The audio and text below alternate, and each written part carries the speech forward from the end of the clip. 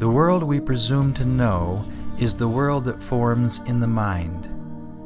And form does not appear as matter and energy, but as images, concepts, and thoughts, initiated by means of perceptions that translate electromagnetic waveforms into holographic images of mind. The human brain, as an extension of the field, is incapable of viewing or experiencing the world of form in any other way. This is because that which is of the field cannot know that which is other than the field.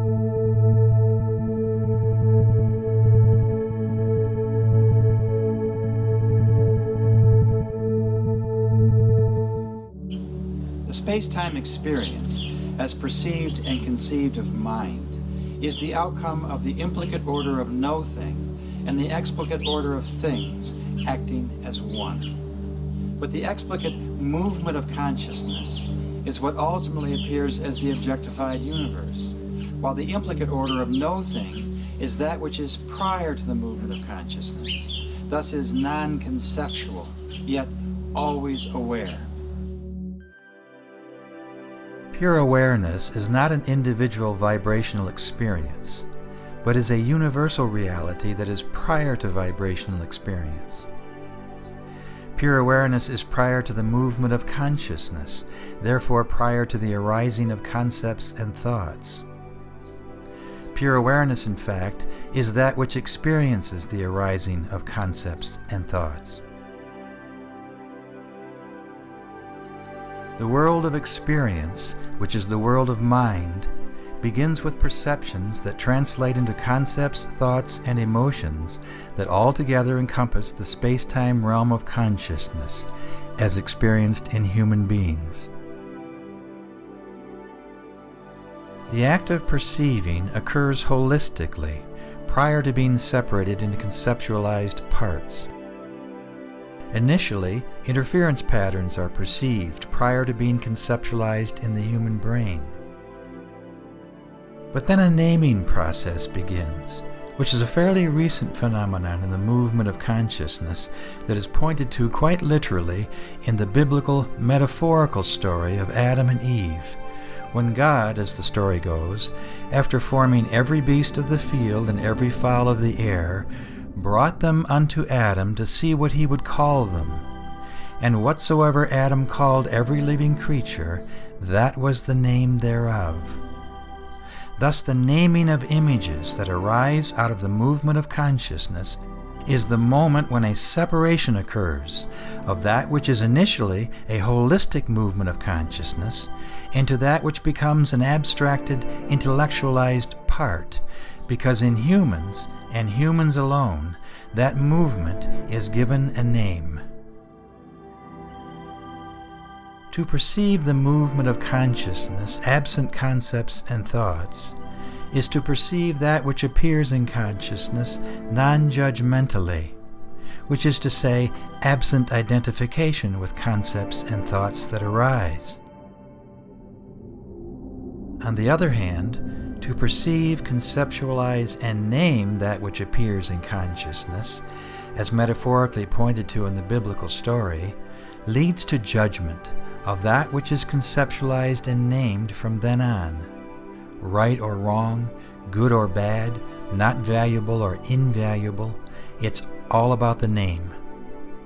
And as the story continues, this is precisely what happened to Adam and Eve, for upon turning their attention to the tree of knowledge, which is a metaphor for the naming of concepts and thoughts, they are thereafter lost in the illusion that concepts and thoughts that appear in the mind, which they now name, is the world in which they live, when in truth it is not.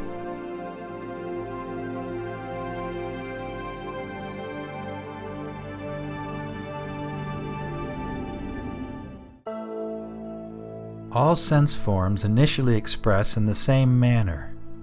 Each involves a frequency conversion or analysis of interference patterns, if you will, that ultimately translate into holographic images of mind.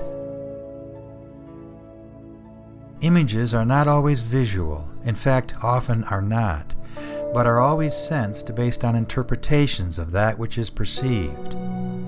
As an example, if one touches a hot stove, an image or a thought process does not trigger the hand to quickly pull away from the heat. The perception alone generates an action, absent the appearance of any visual image or thought.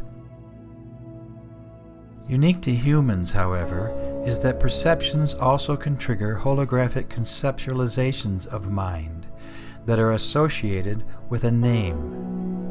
And if a negative connotation is attached to the respective name, then reaction to that concept tends to be negative. But if a positive connotation is attached to that name, then reaction to that concept tends to be positive. Consequently, those who live primarily in accordance with concepts of mind tend to live a judgmental, reactionary life, whereas those who live absent identification with concepts of mind tend to live a non-judgmental, intelligent life. Non-human expressions of life reveal a non-judgmental reality as well. Plants, for instance, have neither a brain nor a nervous system, for such are not needed for plants to live holistically, in accordance with the frequency world of plants. Plant cells, like all other cells, perceive the movement of consciousness holographically, absent a brain, therefore absent concepts and thoughts. Plants do not visualize and name the world conceptually and then act accordingly, but move and grow in the moment, absent thought, in accordance with the movement of consciousness as a whole, with respect to the world of plants. Jellyfish offer another example of animated cells that perceive holographically, unencumbered by concepts and thoughts. Much like plants, jellyfish have no brain, or heart, or nervous system, or any organ other than cells, yet jellyfish function perfectly well, thank you very much, just as they are, absent the arising of concepts and thoughts. Animals are of a higher order of expression than plants, primarily because they embody the foundational underpinnings of what is today the human brain. The brain of the animal allows for more sophisticated perceptions to occur through highly developed sense systems that delineate electromagnetic frequencies in terms of taste, touch, sight, smell, or sound, much like humans. For the most part, however, the brain of the animal does not allow for concepts and thoughts to arise that an animal subsequently names. A few species, however, such as orangutans and chimpanzees, seem to embody the capacity to conceptualize to some degree, but not the capacity to name and thereafter identify with concepts that arise. Such capacity to name, categorize, and thereafter identify with concepts and thoughts appears to occur in humans, and humans alone. Perceiving occurs in the same way in all species at all levels of expression, through the movement of interference patterns and wave frequencies that arise out of fields. Human cells perceive holographically, the same as plants and animals. Sense forms are perceived holographically in humans, the same as in animals, but less so in plants, simply because sense organs are not as well developed in plants as they are in humans and animals. The sense of hearing functions the same in humans and animals, but not in plants. The ear, in both cases, is again a frequency analyzer of sorts that translates wave frequencies into an image of sound that is perceived in the brain. As a child, one hears the sound of a piano for the first time, for instance, without realizing that this particular sound comes from a piano, But when a conceptualized connection occurs in the human brain, for the first time there is a realization that this particular sound comes from that big box over there, which again is not unlike higher forms of animals, such as orangutans and chimpanzees, who appear to conceptualize, to this extent at least, in much the same way. But this is where the human experience diverges from the animal, because the capacity to name and articulate a concept or thought that arises in consciousness is exclusively a human phenomenon, whereby the human can say, "That sound I hear comes from a piano over there," and I not only can name that sound, but can compare it to other sounds I have named before, such as the sound of a trumpet or a violin. The sense of sight functions in much the same way, by translating electromagnetic waveforms into movements, shapes, and colors in the brain. The brain then translates this information into a conceptualized image that is essentially a reflection of manifested creation appearing holographically in the mind, which in humans is then named and remembered conceptually as the physical world. This level of conceptualization that includes naming and articulating only occurs in humans, not in animals. No other species living on planet Earth embodies this capacity, not only to think, but to analyze, compare, remember, and articulate such thoughts. Perceiving does not in itself produce sights, sounds, fragrances, or objects in space or time, but rather is a universal process that merely converts quantum information arising out of fields into holographic images of mind.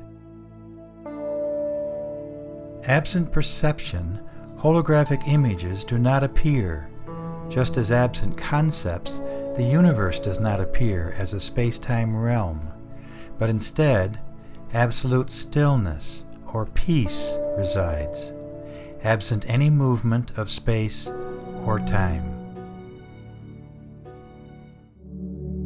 This is not to say that the human brain creates the universe, which is absurd to consider if only because the universe manifested as space and time long before humans appeared. But it can be said that the human brain interprets the explicate in such a way as to make it appear holographic, as it does. Yet if humans were wiped off the face of the earth today, a holographic universe would remain. It simply would no longer be conceived as it is now in the human brain.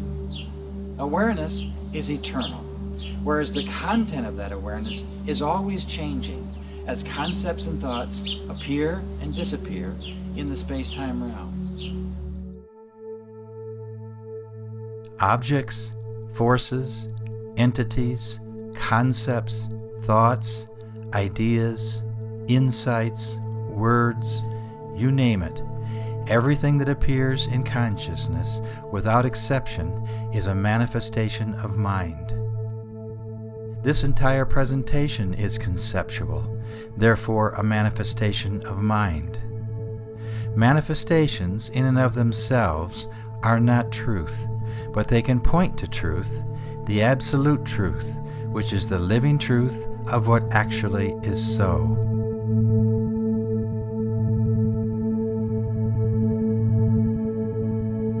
Consciousness in motion is phenomenon, which is conceptual.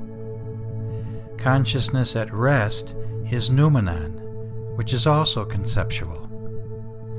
Thing or no thing, movement or no movement, light or dark, time-bound or timeless, space-filled or spaceless, finite or infinite, spiritual or temporal, enlightened or unenlightened, all are words that have one thing in common, regardless of what they define or describe. They all point to concepts of mind. Pure awareness, on the other hand, absent words, absent concepts, absent thoughts, is undefinable and non-divisible into parts, thus is never separated from the whole of life, the whole of expression, the whole of everything that appears in consciousness. Concepts invariably appear as polar pairs, inseparable from each other, as they are rooted in the negative and positive charge of the electromagnetic field.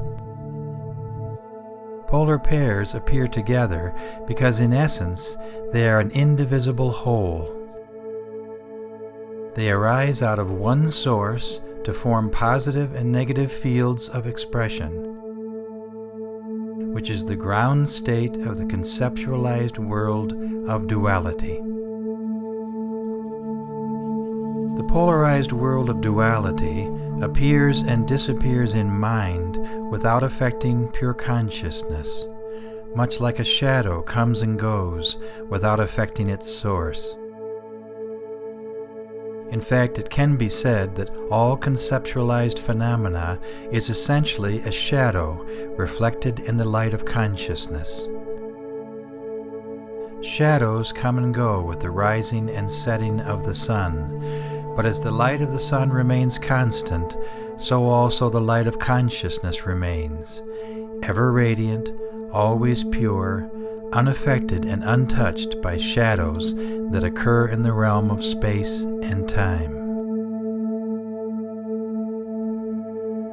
The yin-yang symbol of Chinese tradition graphically shows how non-duality, represented by the outer circle that encloses the whole, is separated into two polar opposites, the yin the dark and the yang the light. Each part includes the seed of the other, represented by the black and white dots shown here, illustrating the interconnectedness of the two and the fact that one cannot be without the other. The curved boundary that separates the two sides represents duality, while that which circumscribes the whole represents non-duality. But even this symbol, as holistic and comprehensive as it appears, is a concept. Therefore, it fails to adequately acknowledge the presence of pure awareness that lies beyond all movements of consciousness, whether dualistic or non-dualistic in nature. The movement of consciousness reflected in the light of consciousness, which brings about images of mind, can be likened to light passing through film. The film represents the fields out of which all manifestations arise. The light of the projector represents the light of consciousness that shines through the field. The image reflected onto the screen represents the movement of consciousness as conceived of mind. In the same way, the light of consciousness, without which no image would appear, brings concepts to light, yet remains unaffected and untouched by either the film or the image that is reflected onto the screen of space and time. Also, like images of mind, images projected onto a movie screen seem to appear out of nowhere, do an apparent dance of life, and then disappear into nowhere from whence they came, leaving no trace other than a faint memory as to what happened in that moment in space and time.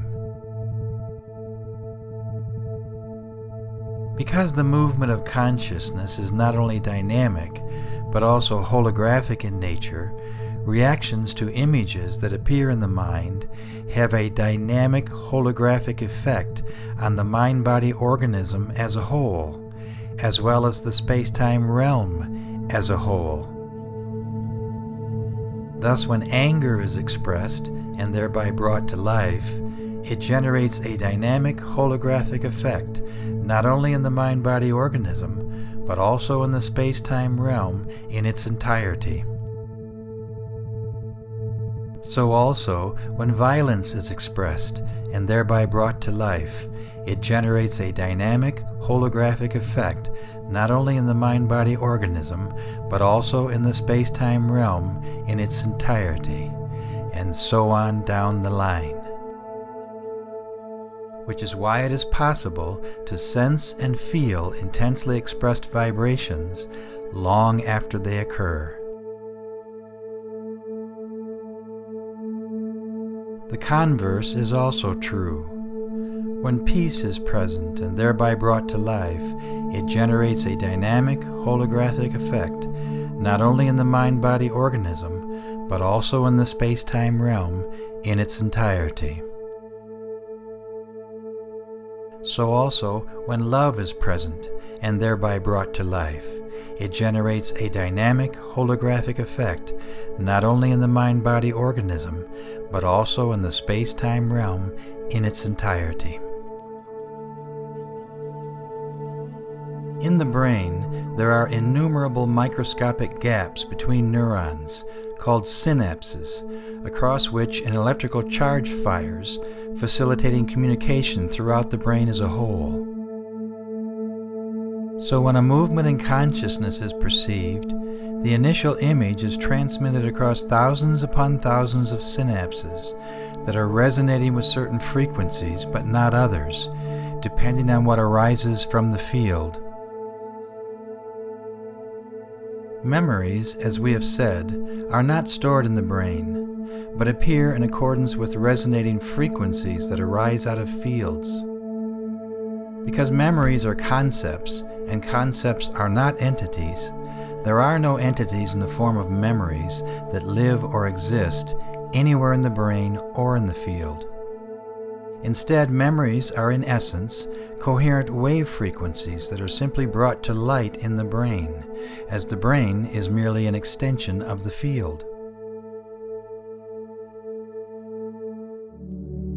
The concept of memory is primarily a recognition that a persistent flow of images are perceived of mind. But all such images, whether of the past or the future, arise only now.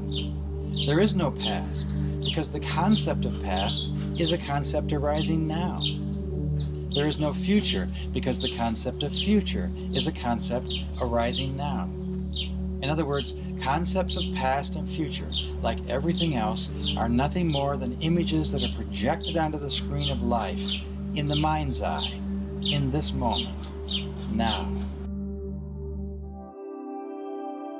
The word now, as we are using it here, is not intended to denote a moment in time that lies between past and future events, but points to the nowness of consciousness, not as a concept, but as a reality of the movement of consciousness itself. Space is a concept that defines the movement of consciousness in terms of form and not form, while time is a concept that defines the movement of consciousness in terms of past and future. But all such interpretations, in fact, always occur now. Absent the movement of consciousness, as interpreted and defined of mind, there is no space or time. The notions of space and time are merely concepts, no more, no less. Likewise, the experience of space and time is merely a concept of mind. There is no experience absent the experience of space and time as a concept of mind, which actually occurs in the nowness of consciousness, and not in a space-time realm at all. Thoughts, in their essence, are vortices of energy that arise in consciousness, subtle in form but evident in the field. Because energy vortices, like chakras, tend to be stable, if thought energy is strongly attached to a human energy field, it holds fast rather than flows through. Thoughts that are attached appear as clouds in the field. The stronger the attachment, the more empowered they become, and the more often they come to life.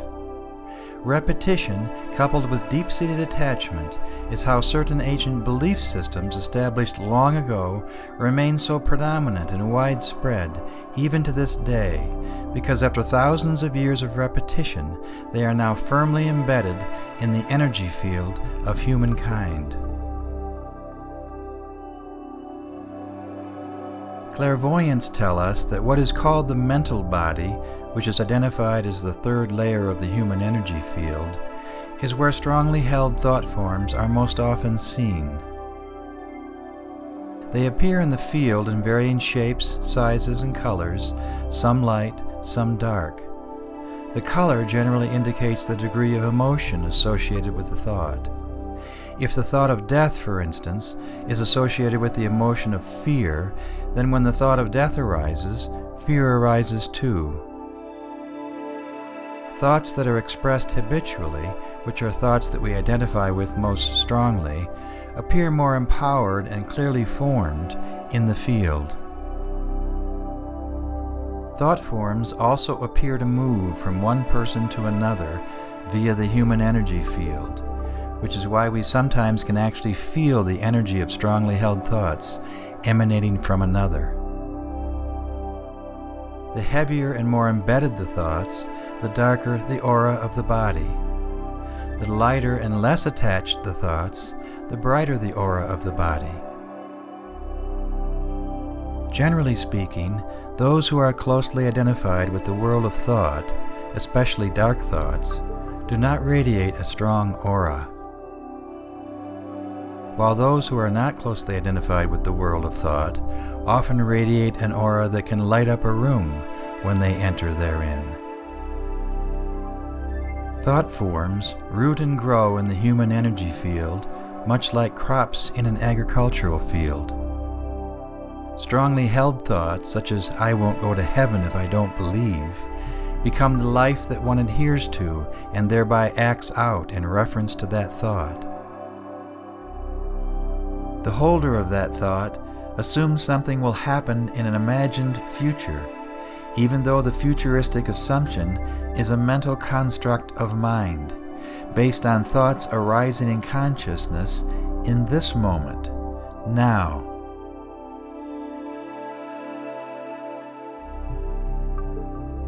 Strong identification with such thoughts transforms them into strongly held beliefs that literally clutter the field.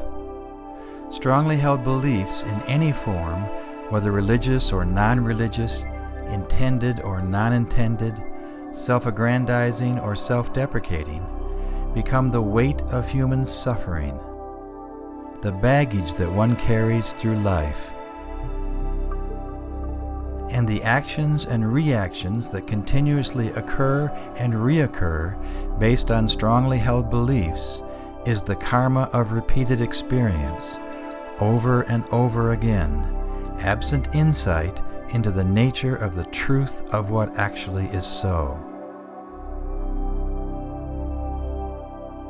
Thus fear, jealousy, anger, hatred, anxiety, depression, pleasure and pain, you name it, whatever occurs repeatedly in relation to strongly held concepts, thoughts, and beliefs, does not subside until a disidentification with the entire world of thought occurs, whereby all such thoughts are let go. Thought forms tend to be stationary in the human energy field until energized by an event. Such thoughts, thus energized, move through the aura quickly, but are not released. They merely play themselves out before receding to await another energizing event to trigger their return. No thought or state of mind is more spiritual than any other thought or state of mind. No place or dimension is more sacred than any other place or dimension in space and time. That which is sacred lies beyond concepts and thoughts, beyond all mental constructs of mind. Thoughts are concepts, and concepts are thoughts. all of which arise continuously out of fields. No one thought is better than another as far as conscious awareness is concerned. When it comes to awareness, acting in accordance with concepts of mind veils the truth of what actually is, which is pure awareness, absolute and still, unaffected and untouched by concepts and thoughts of mind. This magic 8-ball is a good analogy for how thoughts arise out of the field. Let's imagine that this 8-ball in its entirety represents universal mind. Not your mind or my mind, but the mind of consciousness as a whole. And let's imagine that the liquid inside the ball represents the movement of consciousness as a whole.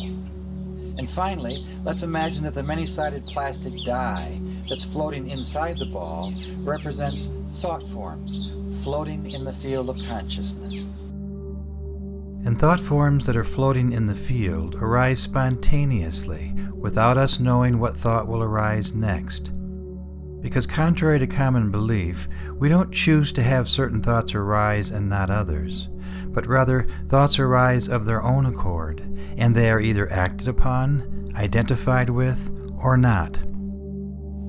And as we identify with such thoughts, whatever the thoughts might be, they attach to the human energy field that is representative of me, and thus become the conceptualized me, or the person whom I think I am. And the stronger we hold to these thoughts, the more often they appear. And the more often they appear, the more empowered they become. To the point that we actually come to believe that the concepts of mind that I hold of me is the real me, when such is not the case. For nothing, not you, not me, not anything on planet Earth, is born out of a concept of mind. As a child, we do not possess a strong sense of a separate entity we call me. But as we mature, the concepts of me that begin to appear gradually become the imagined me that I think I am, as they ever more abundantly attach to the field. And as more thoughts arise, we as parents and as a society tend to encourage a child to identify favorably with certain thoughts, but unfavorably with other thoughts, on the pretext that this will help a child be successful in the world, be important, be valuable, be loved, be rich, be a celebrity, or whatever the personal goal might be.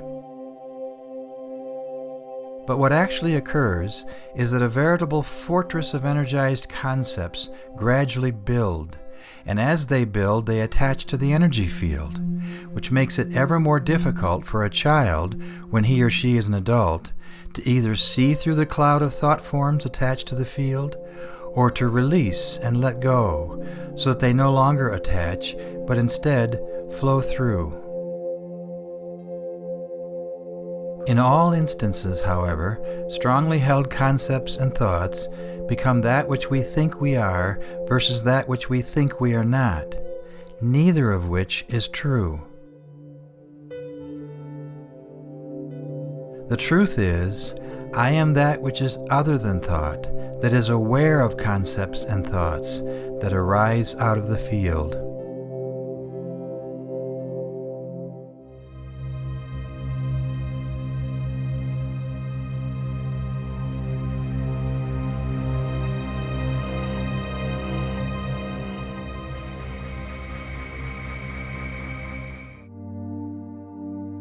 Concepts are useful, though not necessary, for efficiently functioning in day-to-day life, but they are also problematic because they tend to obscure the truth of what actually is so.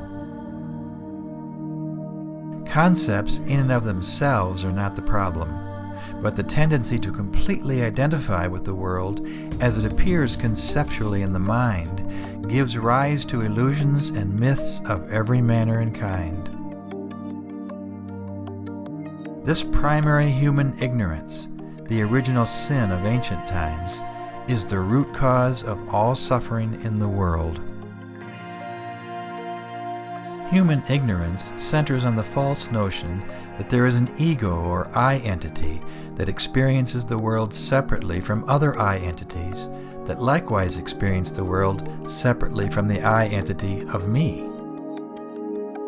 But the I entity, if one examines it closely, deeply, and honestly, proves to be nothing more than an assumption of mind, an illusion of mind that in truth is simply not there. The experience of ego is a consequence of identification with form. Such forms include concepts, thoughts, and emotions that encompass the full spectrum of human experience, the overall content of which becomes the ego identity. And this egocentric notion of my life versus your life is the primal source of all conflict and suffering experienced in humankind. The ego, as conceived of mind, is essentially an accumulation of concepts, thoughts, feelings, and emotions that are assumed to be uniquely experienced in the embodiment of an imagined me as a conceptualized human being. Upon close examination, however, the ego is not a separate entity at all. In fact, as has been set forth extensively throughout this series, there is no such thing as an entity that exists anywhere in the universe separate from the whole. For entities are nothing more than concepts of mind.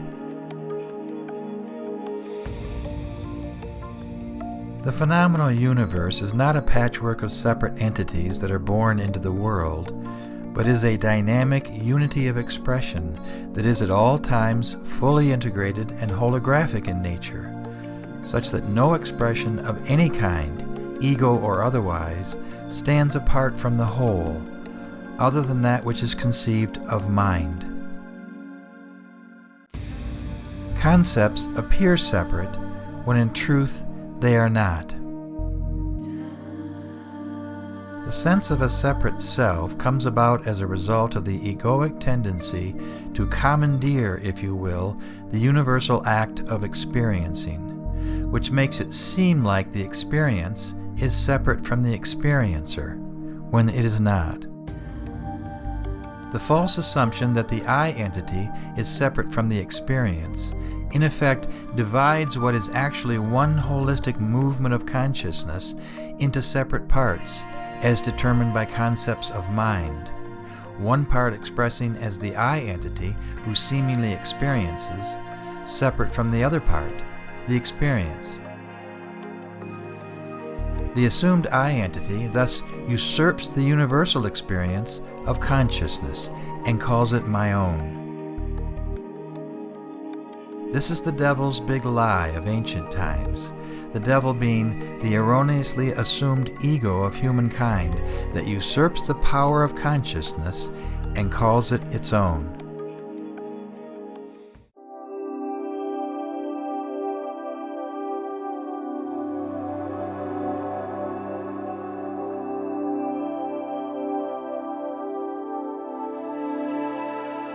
The survival of ego is totally dependent on extensive identification with concepts of mind. Enlightened beings have been pointing this out for thousands of years. Absent identification with concepts and thoughts, such thoughts continue to arise, but without an I entity present to claim ownership, they no longer form the content of me. And absent the egoic me, the cloud of human suffering, conflict and fear, stress and dread, gives way to freedom and joy, happiness and love, because the life of consciousness, which never belonged to an ego in the first place, is no longer falsely identified with a separate me.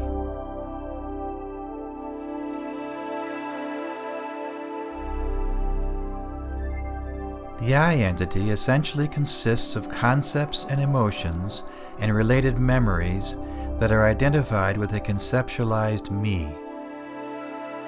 This accumulation of concepts and thoughts thus become my story, my personality, my appearance, my possessions, my opinions, my career, my social class, my religion, my politics, my nationality, all of which are nothing more than concepts of mind that are now identified as the ego of me versus the ego of others who are viewed as not me. The I entity then lives life in accordance with concepts and thoughts that are falsely assumed to be me. The ego, therefore, is the sole proprietor of struggle and conflict, as it defends itself, enlarges itself, and seeks to attain more, always more. More possessions, more wealth, more power, more prestige, more security, even more happiness, which it never can get enough of because it is all based on a lie.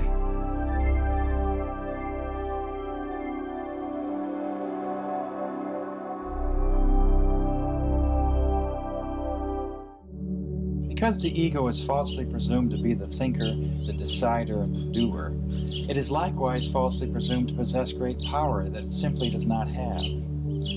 Concepts that appear in consciousness do not possess any power to do anything at all. Thus the I entity, which is nothing more than an accumulation of concepts of mind, possesses no power whatsoever, other than as an illusion of mind. The lack of egoic power in life is actually quite clear. Does the ego possess the power, for example, to breathe, or to beat the heart, or to be hungry or not hungry, or to sleep and awake, or to dream or not dream, or to live and die? The answer to these occurrences and more is clearly no, because all processes of life occur spontaneously per the intelligence of the universe as a whole.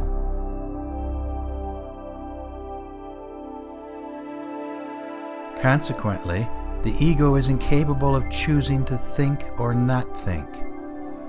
If such is not the case, then why not give it a try, right now? Choose not to think. We can wait. Did thoughts cease to arise because the ego chose not to think? I dare say no, because like everything that occurs in the universe, thoughts arise spontaneously, absent any choice at all. If it were possible to choose thoughts, then why would we not choose happy thoughts, loving thoughts all the time? If such were possible, all problems would instantaneously be solved, would they not? The truth is, there is no I entity that can choose thoughts or can choose to do anything at all. This is because the power of ego is in fact nothing more than a long-standing, often repeated illusion of mind. The theory that humans co-create with the universe is another myth of egoic power that is an illusion of mind. Just as the ego did not co-create the planets, stars, and galaxies that appeared before, so also the ego does not co-create with the universe now. There are not two creators, one the ego and the other the source of all the rest. The idea that a collection of concepts, which is what the ego ultimately is, co-creates with the one and only source of all that is, if one ponders it even briefly, is absurd on its face. Concepts create nothing, therefore the ego creates nothing. Never has, never will. The arrogance of that idea, if one looks at it closely, is phenomenal in itself, for it is an incredible delusion of power that the ego does not have. The myth of egoic power is predicated on the idea that an ego or I entity takes a measure of what appears conceptually in the mind and says after the fact, "I did that," or "I created that," or "I participated in that," none of which is true. The ego has no power to create or co-create anything of its own accord. The ego does not even exist as a separate entity, separate from the universe as a whole. The human brain does not generate or create consciousness, but is an expression of consciousness itself that cannot be separated from the whole. And concepts have no power to create anything. Once there is clarity on this point, one ceases to identify with the idea of egoic intentions or egoic co-creation, and thus intelligent action is allowed to spontaneously arise of its own accord, absent the ego in play. The notion of free will is likewise an illusion of mind, based primarily on two misconceptions previously noted here. The first is that a separate entity exists that embodies the power of free will. And the second, which is closely related to the first, is that an assumed I entity embodies the power to freely choose between this thought or that thought, or this action versus that action, when no such independent authority exists separate from the whole, anywhere in the manifested universe. Elements and compounds, such as hydrogen and water, which are essential to life on planet Earth, do not possess the power of free will to do as they choose. Single-cell and multi-celled organisms do not possess the power of free will to do as they choose. Plants and animals do not possess the power of free will to do as they choose. So how is it that humans, unlike any other form of manifested creation, at any level of expression, are assumed to embody free will, when no other expression of any kind, anywhere, at any time, has ever embodied the capacity to choose? The answer to this question is clear. The notion of free will is an illusion of mind that is rooted in the false assumption that an I entity exists separate from the whole that possesses the power to choose.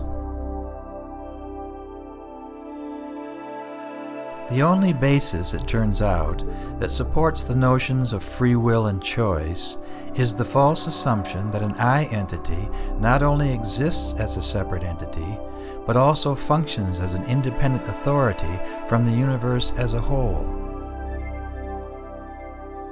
If such were the case, why would humans not choose peace instead of conflict, and love instead of war, every time? Again, the answer is clear. The notion of free will and choice is an illusion of mind and of egoic power that the ego does not possess. This lack of egoic power has actually been demonstrated in multiple scientific experiments. In 1973, for instance, a series of experiments were performed by neurophysiologist Benjamin Libet, in which he measured the time it took for an electrical stimulus applied to a patient's skin to reach the brain. The patient then pushed a button as soon as he or she became aware of being touched. Results showed that the brain registered the stimulus, on average, 1/1000th of a second after the stimulus occurred. But the patient pressed the button, on average, 1/10 of a second after the stimulus occurred. More significantly, however, the patients, on average, did not become consciously aware of either the stimulus or of pressing the button until a half-second after the stimulus was applied. And none of the patients were aware that their finger pushed the button before they made what they thought was a conscious decision to do so. Later studies showed that the brain generates a signal to move a muscle from a half second to 1.5 seconds prior to when we assume we decide to do so. Thus, the brain generates a signal to move a muscle prior to a subject's perceived awareness of any urge to act. Libet's findings have since been verified to an even greater degree in experiments performed more recently, in which MRIs of brain activity revealed that prior to a subject's so-called free decision to push a button with either the left or right index finger, that the brain actually initiated the timing of the action as much as 5 seconds prior to the subject's awareness of a decision to act. Even more remarkable, the brain actually determined which finger would do the pushing up to 7 seconds prior to the subject's awareness of which finger to push. Other experiments conducted by Dr. Valerie Hunt, former physiological science professor at UCLA, revealed that the human energy field responds to electrical stimuli even before the brain.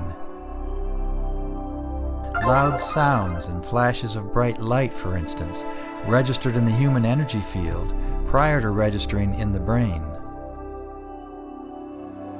This and other experiments demonstrate that the brain is merely an extension of the field and does not function independently of the field. And all of these experiments likewise demonstrate that the egocentric sense of free will and free choice is an illusion of mind. Experiments such as these objectively demonstrate that the human brain functions like all other organs of the body, in accordance with the intelligence of the universe as a whole, by means of energy fields, and not in accordance with choices made by egocentric humans through their independent use of a human brain. The human ego is incapable of stopping, changing, encouraging, or co-creating with the one and only source of all that appears in consciousness.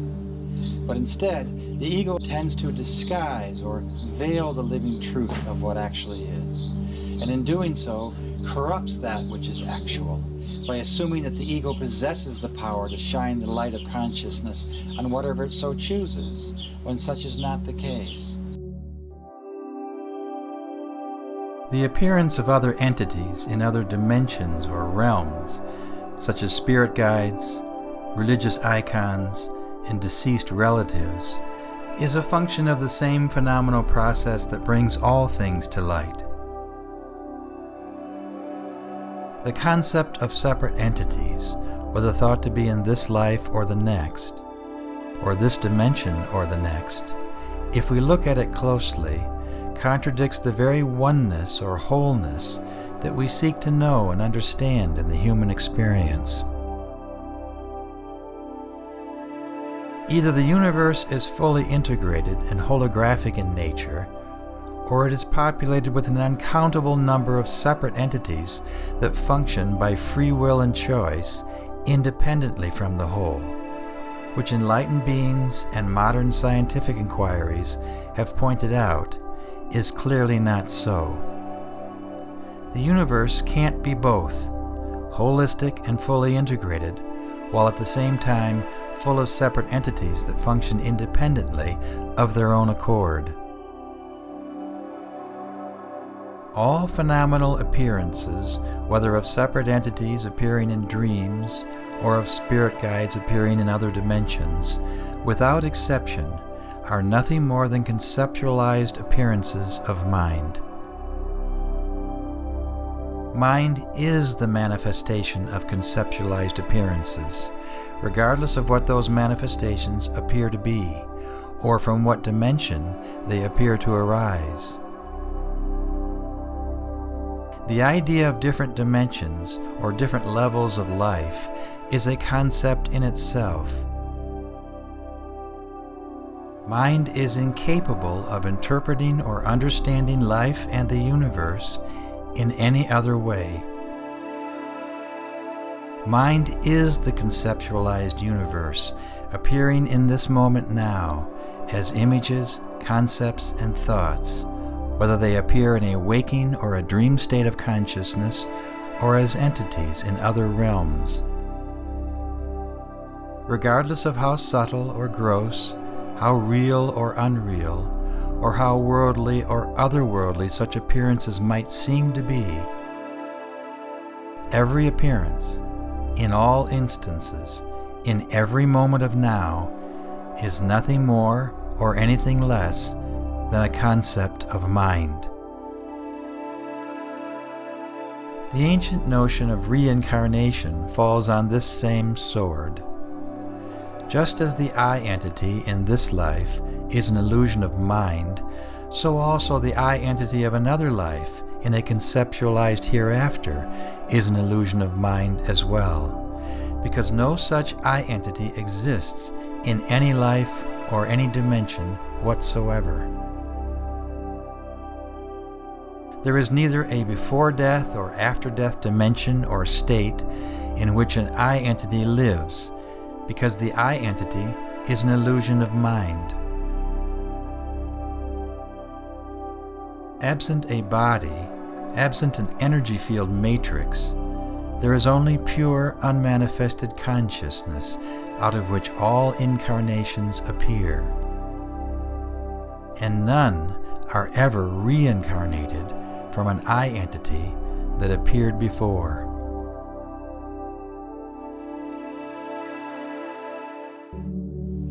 The findings of quantum physics clearly demonstrate without any doubt that separate entities do not exist in any dimension of the space-time universe. Likewise, there are no entities that exist beyond the space-time realm, for that which is beyond space and time is no thing at all. We are not entities now, nor will we be entities in an imagined hereafter. All entities in any perceived dimension, whether of past life or a projected future life, are nothing more than manifestations of mind.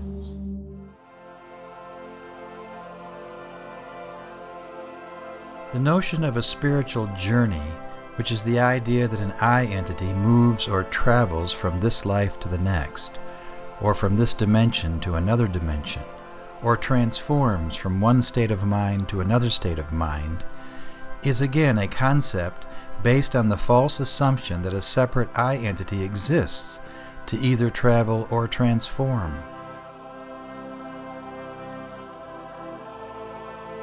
The so-called transformational process from an egocentric point of view to a non-egocentric point of view is not about a journey, but about clarity as regards the unveiling of pure awareness in this life now, not in a life hereafter.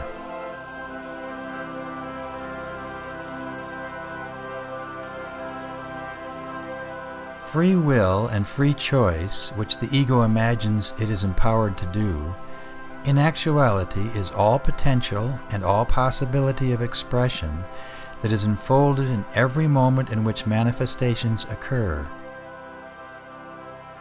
And the ego erroneously concludes, following the appearance of that potential, that I made this choice, or I participated as a separate entity in this event, when such is not the case.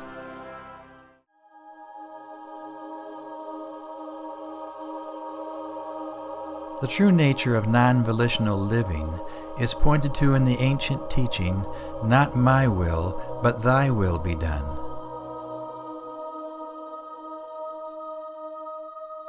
For as Jesus also taught, "I speak not of myself, but of the Father that dwelleth in me.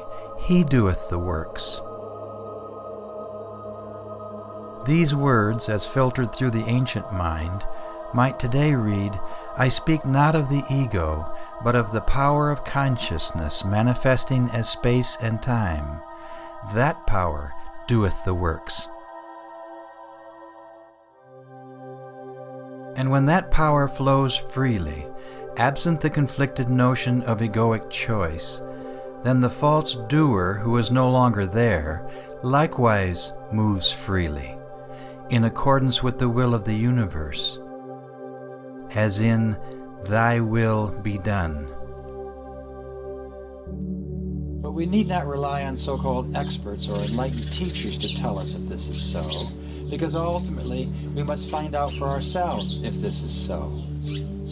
Taking this approach to find out for oneself is where truth is found. It is in this light, the light of true understanding, if we examine the nature of ego closely, honestly, and deeply within ourselves, we discover that it is impossible, for instance, to choose our thoughts, because thoughts arise spontaneously, unsolicited by the ego of mind. And as we cease to identify with concepts and thoughts, instead of attaching, they now pass through, fade away, and thus do no harm. They no longer encompass the illusion of a separate me as the thinker, the believer, the doer, or that which I think I am. Because the truth is, I am not a concept or a thought, but am that which is prior to concepts and thoughts, that is aware of concepts and thoughts as they arise.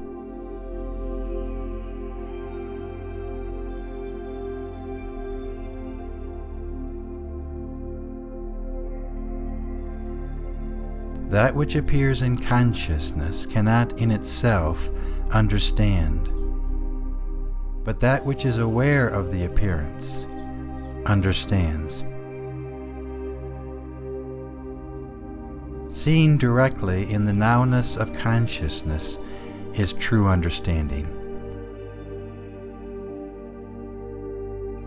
Objectively speaking, in the context of time, scientific knowledge indicates that the now lies several seconds prior to when images appear.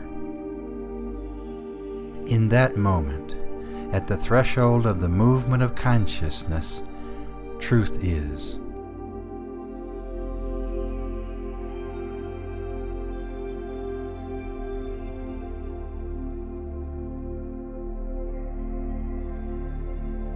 In actuality, pure awareness is all there is. There are no separate entities or egos or dimensions beyond space and time. There is only that which is aware. There are no separate entities living a life here that pass into another life hereafter. There is only the light of truth that reflects on the overall movement of consciousness in this life, now. We are not a body, a mind, or an egocentric personality, but are that which observes the activity of mind directly, prior to the movement of consciousness. To look for truth in the mind is to look for fool's gold in the reflected hills of conceptual thinking, for truth is not found there. For we are that which is prior to mind, prior to experience, prior to the arising of concepts and thoughts.